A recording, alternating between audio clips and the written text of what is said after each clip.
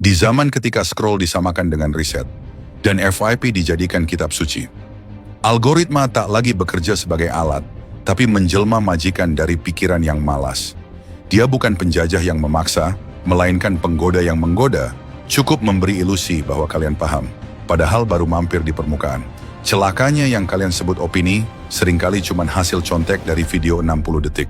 Yang isinya lebih banyak ekspresi daripada substansi, maka jangan kaget kalau yang viral bukan gagasan, tapi gestur, bukan logika, tapi luka batin yang dijadikan konten. Ini bukan era nalar tapi zaman mental popcorn, di mana meledak cepat, hilang lebih cepat, dan ramai di permukaan, tapi kosong di kedalaman. Lantas apa buktinya? TikTok misalnya, ia bukan lagi platform ekspresi, tapi reaktor emosi. Berdasarkan data Sensor Tower dan data Reportal, lebih dari 60% kontennya bukan argumen, tapi luapan, seperti marah, sedih, dan tertawa. Disinilah algoritma memperpendek jarak antara stimulus dan reaksi, tapi memperlebar jarak antara data dan kesadaran. Lahirlah generasi yang bisa menangis dalam 15 detik, tapi tak sanggup berpikir selama 5 menit. Kami menyebutnya sebagai refleks tanpa refleksi, reaksi cepat, renungan lenyap. Lanjut ke Instagram yang tak kalah tragis. Dia seperti lukisan Salvador Dali, indah tapi mengaburkan makna. Berdasarkan riset Pure Research Center, mayoritas pengguna Instagram mengalami distorsi citra diri dan FOMO. Di platform ini estetika adalah kredensial. Semakin licin wajahmu, semakin besar validasimu. Kami menyebutnya sebagai estetikalisme buta, di mana selfie lebih viral dari self-awareness. Lanjut ke Facebook kini, seperti museum digital tua berdebu, tapi masih ramai dikunjungi untuk bertengkar.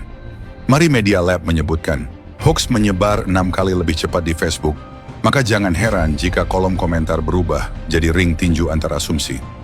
Bukan ruang diskusi, kami menyebut ini demokrasi retoris.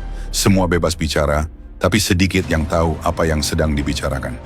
Berlanjut ke aplikasi X yang dulunya Twitter, sudah bukan lagi media sosial, tapi pasar malam opini. Trending topik bukan ditentukan oleh relevansi, tapi oleh volume kebisingan.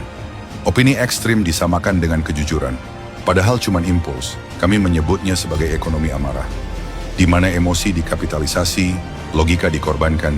YouTube masih memberi ruang untuk kedalaman, tapi bahkan ia tak kebal dari algoritma.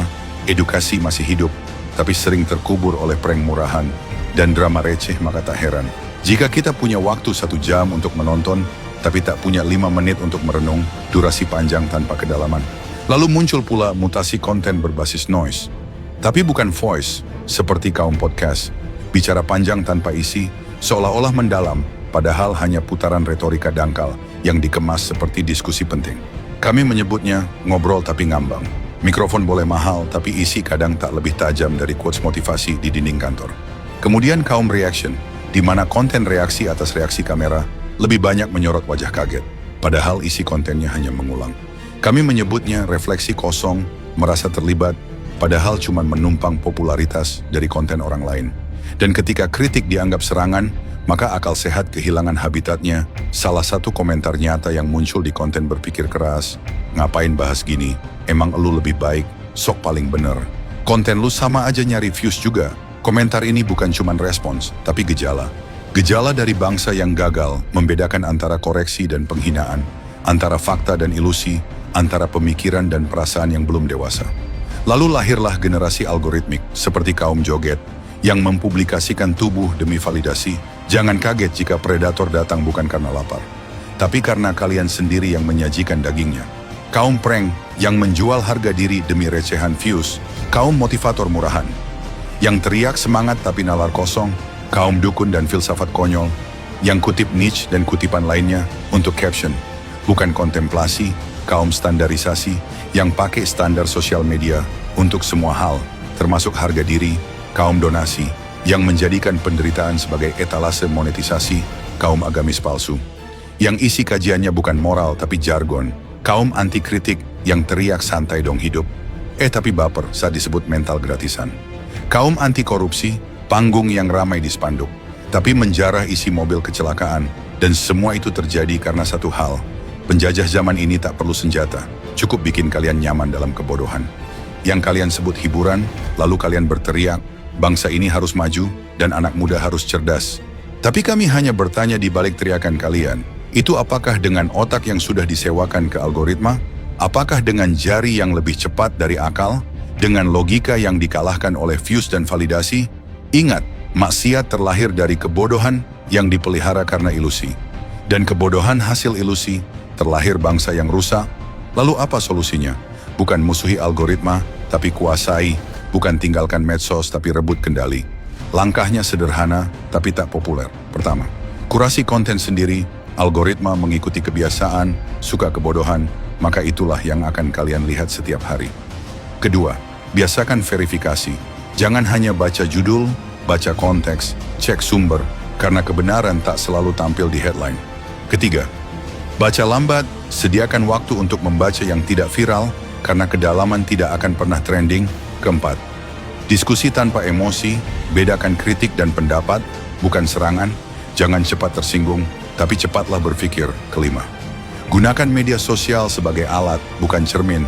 Ego bukanlah pak jual harga diri, validasi bukan dari likes tapi dari akurasi berpikir. Berpikir keras tak hadir untuk menyenangkan, tapi untuk mengguncang. Jika ada yang bilang narasi ini terlalu tajam, kami akan menjawab, tajam itu perlu untuk membedakan antara daging dan tulang, antara fakta dan fatamorgana, antara berpikir dan sekadar ikut-ikutan, karena berpikir keras tidak lahir dari cahaya atau gelap, tapi dari ruang abu-abu yang ditempa oleh pengalaman, bukan sebagai korban, tapi sebagai mantan pelaku, untuk membedah pola para pelaku. Dan jika kalian merasa narasi ini membuka ruang berpikir, uji logikanya di kolom komentar. Kalian boleh setuju, boleh tidak, tapi pastikan ketidaksetujuan itu punya struktur, bukan sekadar sentimen dukung. Berpikir keras bukan karena viralitas, tapi karena keberanian untuk bicara apa yang perlu dikatakan.